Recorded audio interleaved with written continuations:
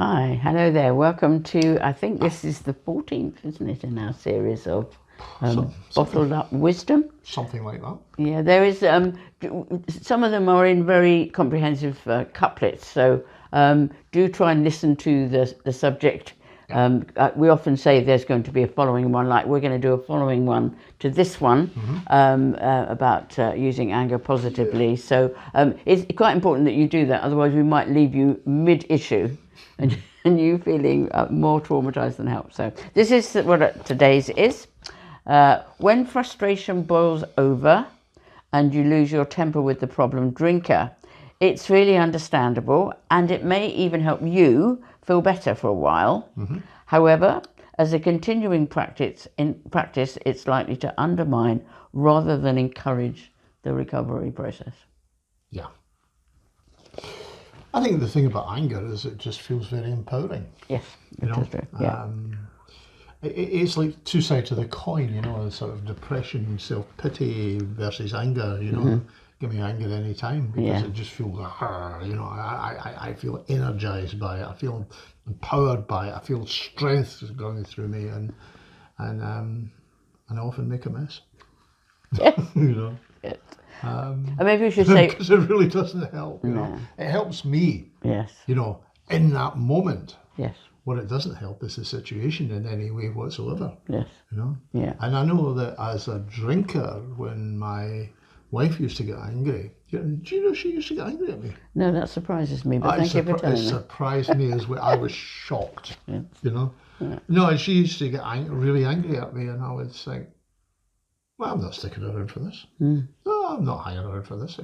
Me, how dare she get angry at this paragon, So this paragon took itself off to the pub. Yes. Or, I know I've heard you say that you'd say, no wonder I go drinking when I've got such an angry wife.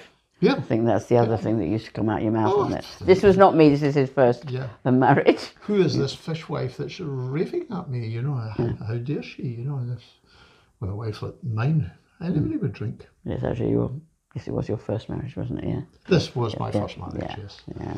And, I say this because that's the way I felt at that time. I mean, to be honest, I am deeply ashamed of some of the things that I did then. Deeply ashamed. Deeply ashamed about some of the ways I thought about it at that time. Just first, we do say very unequivocally in this website, never argue with a drunk. It is very unwise to take a drunk on. Yeah. So that's the first thing we'd say. That's just about protecting you and de-escalating rather than escalating the situation. So now, I have to say, having lived with this, be kind to yourself. I mean, I was a well-trained therapist and I knew that if I, shouted at someone, it generally didn't get your needs met. But what is happening, that's Alexa. Hello, Alexa. She likes getting involved. What was happening? She's getting angry. Yeah. Sorry, you might have heard that. It's Alexa making a noise in the background. So I think the thing is that what is happening, you would, test the patience of a saint. So first of all, you will do it.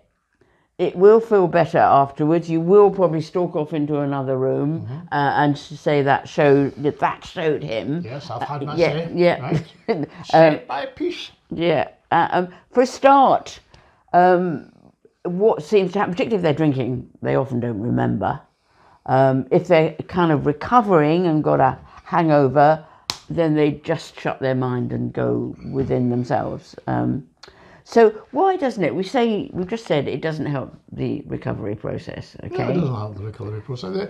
The problem really is that if you're arguing with a drunk, if you're getting really angry with a drunk, then what you've got somebody who is not in the right mind.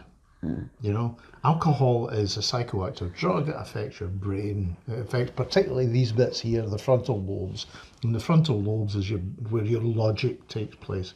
And if there's no logic going on there, then arguing with the drunk, it's pointless. It's a bit like arguing with your cat. It's a bit as pointless. Yes.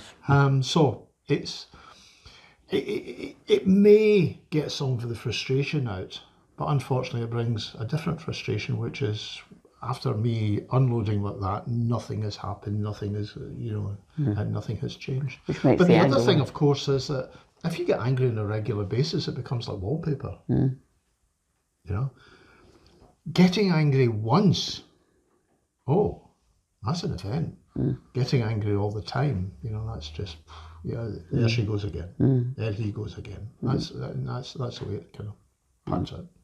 So this is one of the things we say in this site, really, to try and help you with that. Now, we are going to do a second one, because obviously the anger that you feel is totally justified.